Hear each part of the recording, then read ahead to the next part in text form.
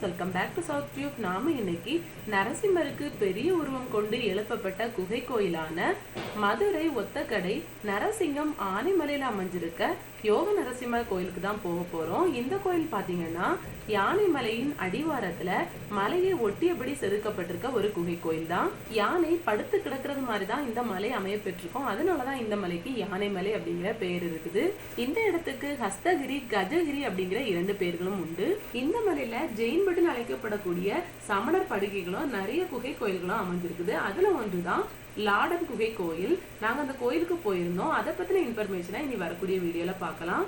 இந்த யோக நரசிம்மர் கோயில் பாத்தீங்கன்னா பாண்டிய காலத்து குடைவரை கோயிலுக்கு ஒரு எடுத்துக்காட்டுனே சொல்லலாம். கிபி 770ஆம் ஆண்டுகள்ல பாண்டிய மன்னனோட அமைச்சரா இருந்த மாரன்காரி அவரால் தான் கோயில் தொடங்கப்பட்டு அவரோட சகோதரரால தான் கோயில் கட்டி முடிக்கப்பட்டிருக்கு.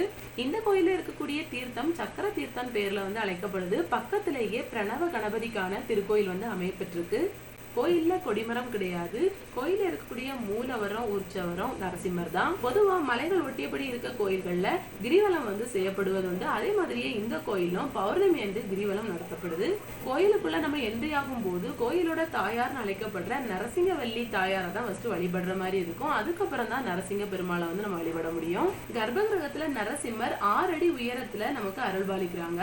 கோயிலோட ஸ்தல புராணத்தின்படி ரோமசா முனிவர் பிள்ளை வரம் வேண்டி இந்த கோயில் இருக்கக்கூடிய தீர்த்தத்துல நீராடி தவம் செஞ்சு யாகம் செஞ்சிருக்காரு.